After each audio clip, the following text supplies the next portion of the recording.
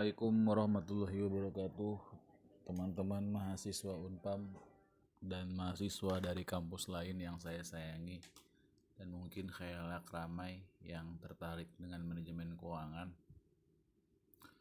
Jadi temuan sekarang kita akan membahas pertemuan 3 tentang laporan keuangan dengan rasio keuangan ya. Jadi laporan keuangan itu di bab 2 sudah dijelaskan bahwa ikhtisar mengenai keadaan keuangan pada periode tertentu ya. Jadi biasanya itu adalah penjumlahan, misalnya laporan triwulan, berarti 3 bulan itu saldo akhirnya berapa, piutangnya berapa. Nah, secara garis besar laporan keuangan itu dibedakan menjadi 5 macam ya, bukan 4 ya. Saya nggak tahu kenapa 4 di sini. Pertama, neraca, balance sheet bahasa Inggris, laporan laba rugi, income statement, laporan perubahan modal, dan laporan arus kas ya, atau disebut cash flow ya, statement. Kalau perubahan modal, change equity statement. Oh aduh, lanjut lagi. Nah, oke, sorry ya kalau tadi nggak jelas tulisannya, dimaklumkan lah ya, gratisan.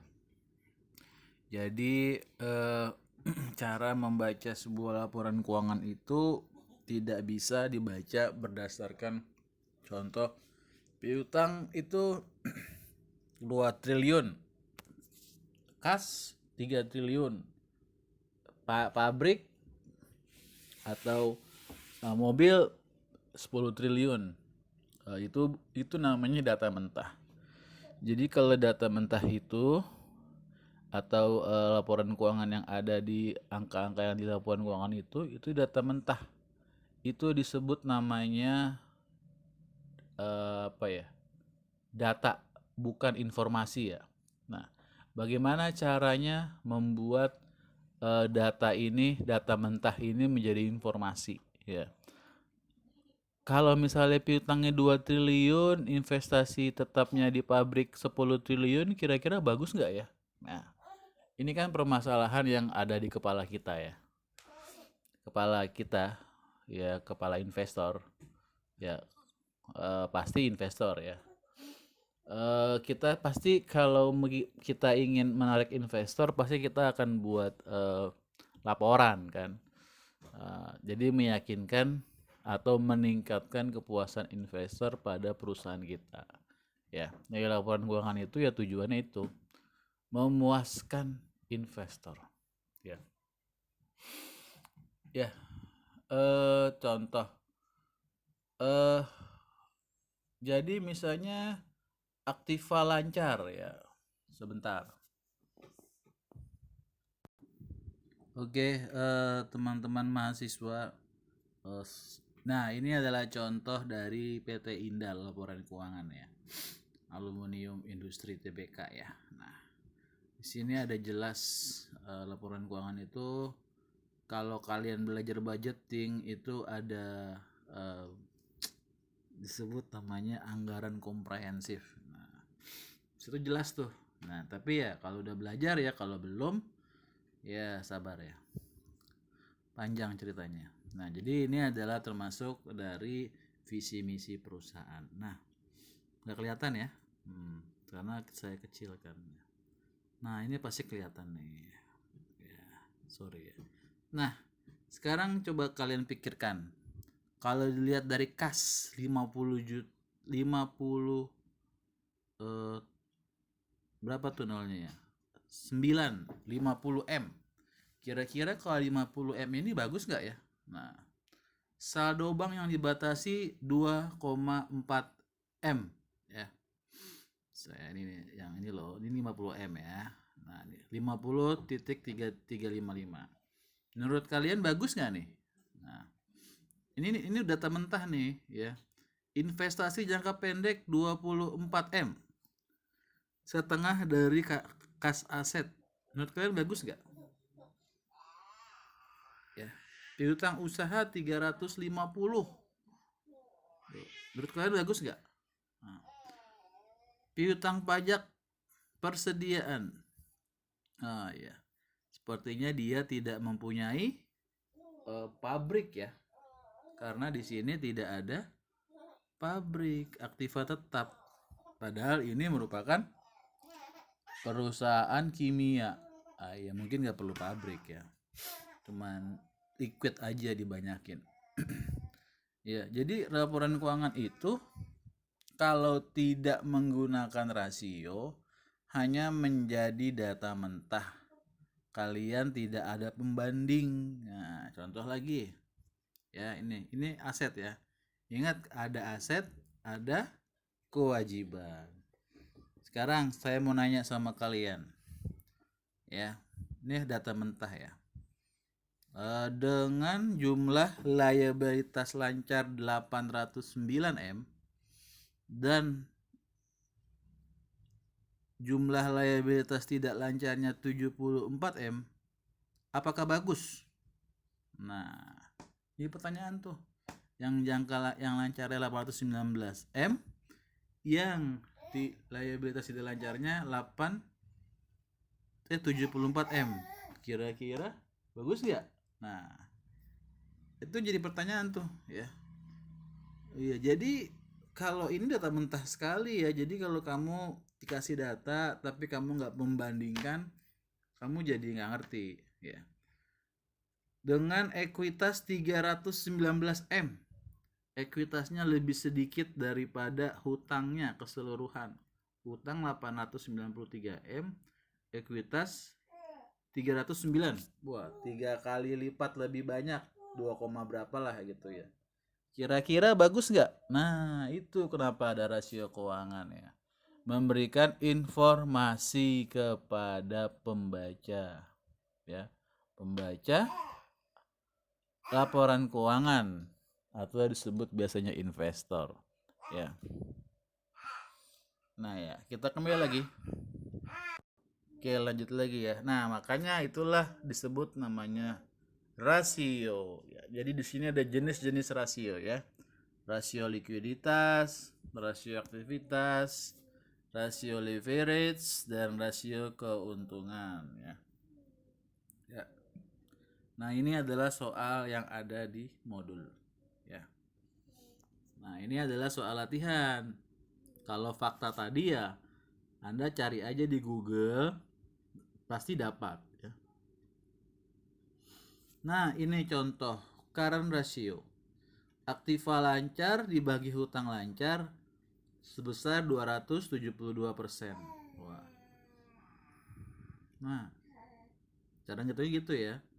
Aktiva lancar dibagi hutang lancar. Ini gunanya buat apa, Pak? Untuk kemampuan perusahaan membiayai hutang jangka pendek. Gitu ya. Jadi dia tidak dapat meningkatkan kepercayaan orang kalau kita mampu membayar kewajiban jangka pendek. Nah, contoh ya, kita kembali ke tempat yang tadi. Oke, kembali lagi nih ke catatan laporan INAL. Nah, jumlah aset lancar 883 M ya. Sini ya. Sini ya. Nah, oke. Terus jumlah liabilitas 819 M. Ya, berarti lebih banyak aset lancar, artinya adalah perusahaan ini bagus. Nah, untuk membayar jangka pendek. Nah, jadi baru tahu kan kalau nggak baca rasio nggak tahu gitu ya. Oke, lanjut lagi ya. Gimana kalau quick ratio ya? Aktiva lancar dikurang persediaan dibagi hutang lancar. Oke, ini berarti yang dilihat adalah kasnya ya, quick ratio. Activity ratio ya, penjualan kredit bersih setahun dibagi dengan rata-rata piutang. Oke. Nah, mungkin ada pertanyaan ya, rata-rata piutang itu bagaimana ya? Nah, itu dia ya. Kita kembali lagi ya. Kita kembali lagi ke sini. Biasanya kalau pakai rata-rata piutang itu ada di laporan itu ada 2 tahun ya. Nah, ini ada 2 tahun, 2019, 2018. Kalau misalnya rata-rata piutang, rata-rata hutang ya, rata-rata misalnya hutang.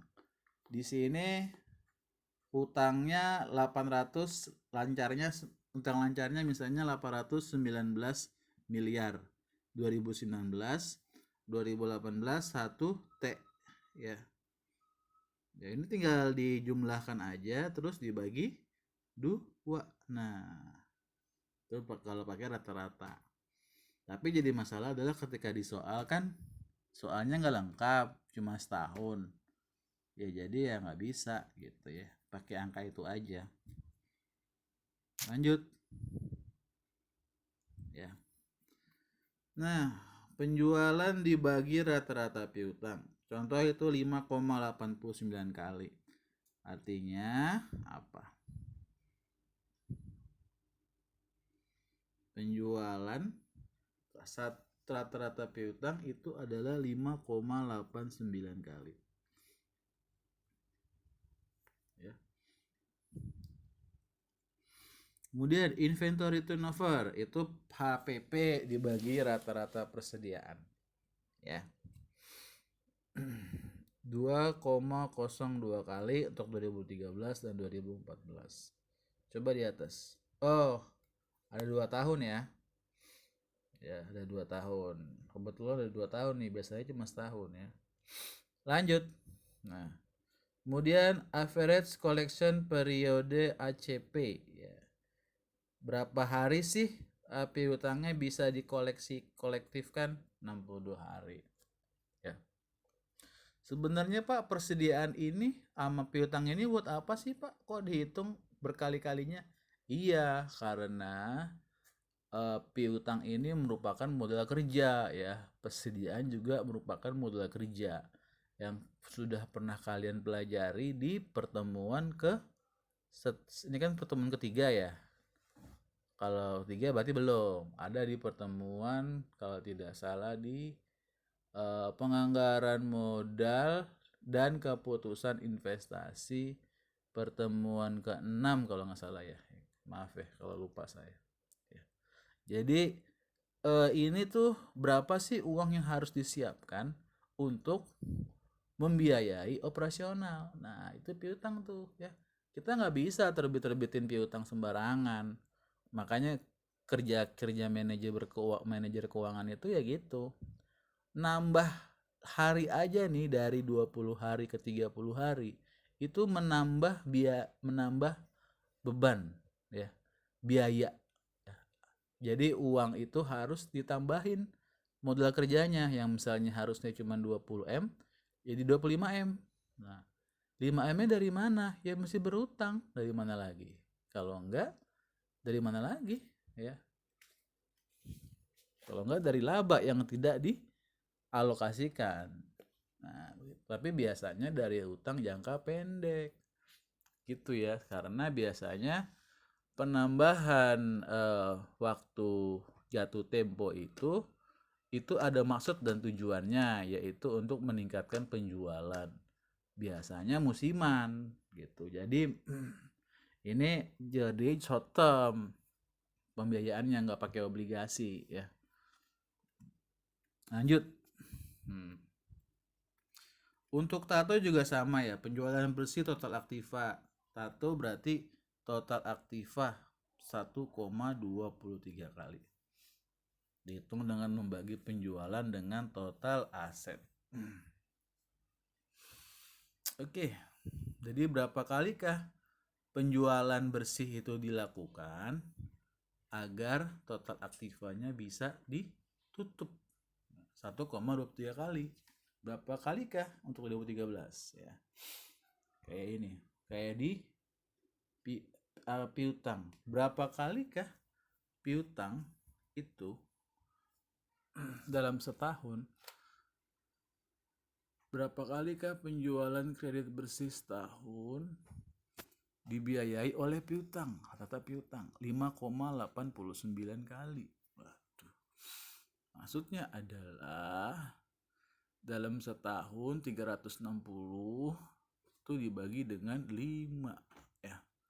Mungkin belum di sini ya. Nanti dia bahas lagi, ada pembahasannya. Kayaknya ada tuh di modul kerja pembahasannya yang lebih lanjut. Ini cuma sekedar highlights-nya aja.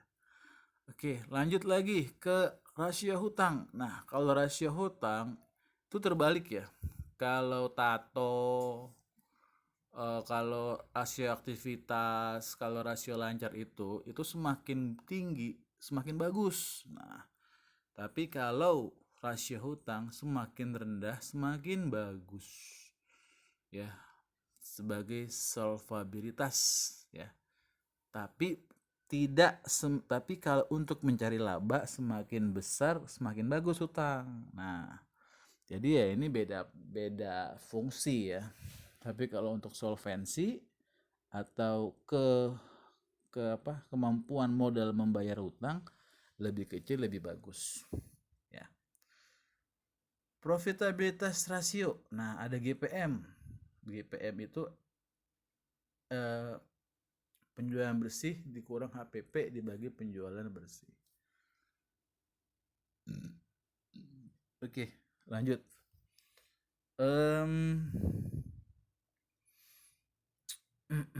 Batuk ya, tenggorokan saat gatel nih. Maaf. Net profit margin MPM ya, laba bersih setelah pajak dibagi penjualan bersih. Ya. ROI, laba bersih setelah pajak dibagi dengan total pajak. Ya. NPM, EAT dibagi penjualan bersih, perputaran aktiva penjualan bersih dibagi dengan total aktiva. ROI adalah EAT dibagi total aktiva. Oke. Ada ROE, ada RE ya.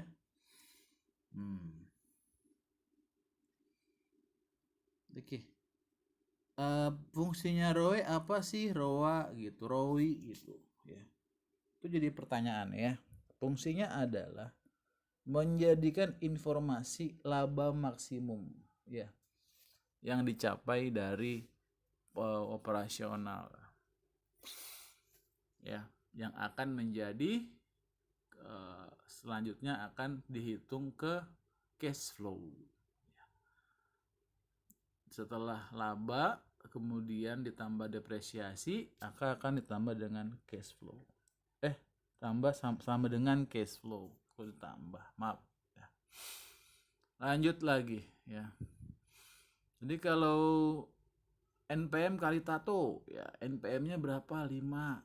Tatonya berapa? 1,23. Berarti ROI adalah 6,19. Ya.